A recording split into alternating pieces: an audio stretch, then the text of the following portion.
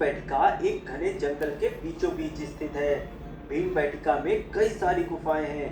कई सारे शैल चित्रों से इन गुफाओं को सजाया गया है।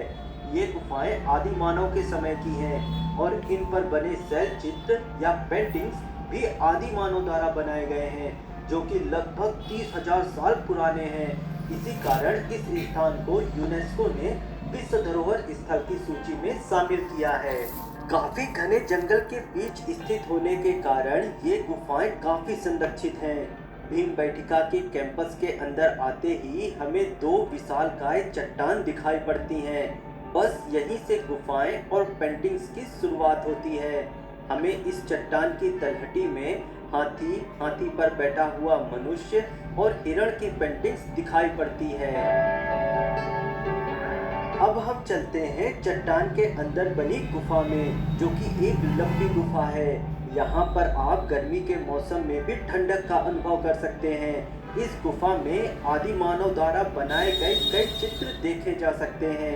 यहाँ आप गुफा की दीवारों पर बने हुए पंजों के निशान, हिरण, बैल, गाय आदि पेंटिंग्स देख सकते हैं। यहाँ गुफा में अवनत प्यालों की कृति उकेरित है। ये छोटे छोटे गड्ढों से दिखाई पड़ते हुए अवनत प्याले कई हजार साल पहले के हैं, जो कि प्रायः समुद्र में पाए जाते हैं। यहाँ पर आप कई और चित्रों को देख सकते हैं।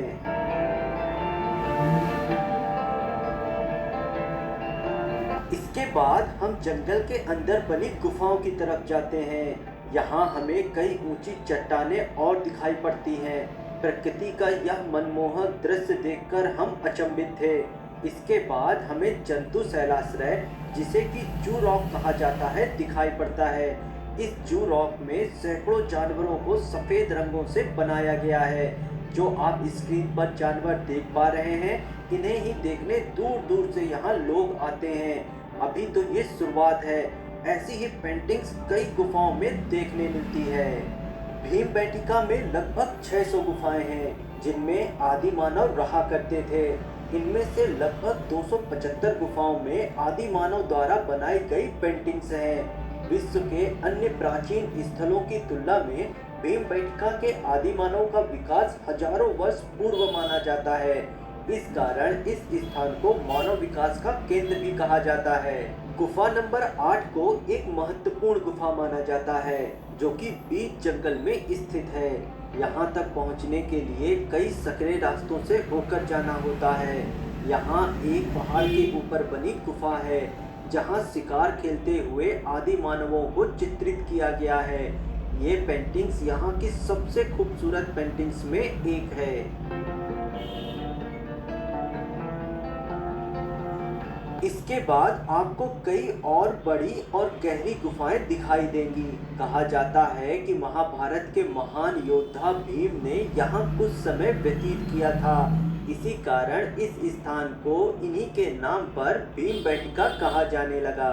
यहाँ पर स्थित गुफाएं बहुत ही आश्चर्य में डालने वाली हैं, जिन्हें देखकर आपके मन में एक विचार जरूर आएगा कि इनका निर्माण आखिर कैसे हुआ होगा।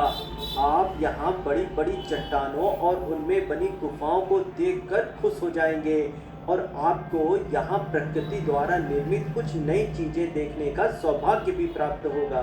यहाँ भीमबेटका में एक ऊंची मशरूम टाइप की चट्टान के ऊपर तो एक बड़े सुअर का शैल चित्र दिखाई पड़ता है। सोचने वाली बात यह है कि इतनी ऊंचाई पर आखिर कैसे इस पेंटिंग्स को बनाया गया होगा।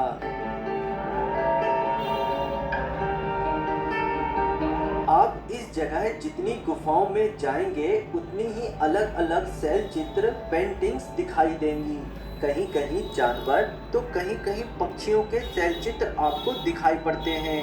कहीं कहीं आदि मानवों को शिकार खेलते भी यहाँ दिखाया गया है। और तो और कई जगह कई गुफाओं में आदि मानवों को युद्ध लड़ते भी यहाँ दिखाया गया है।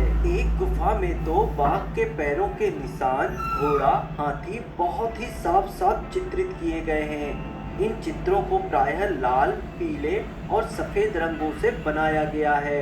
आश्चर्य की बात तो यह है कि ये हजारों साल पुराने रंग आज तक देखे जा सकते हैं। ये वे प्राकृतिक रंग हैं जो कि समय के साथ धुंधले हुए हैं, परंतु मिटे नहीं हैं। ये भारत देश की वो सभ्यता है जिन्हें संजो कर रखने की जरूरत है। यहाँ आने के बाद आपको ये जरूर आभास होगा कि आज के समय हमारी सभ्यता का कितना विकास हो गया है और विकास के इस युग में हमने ना जाने क्या क्या खो दिया है।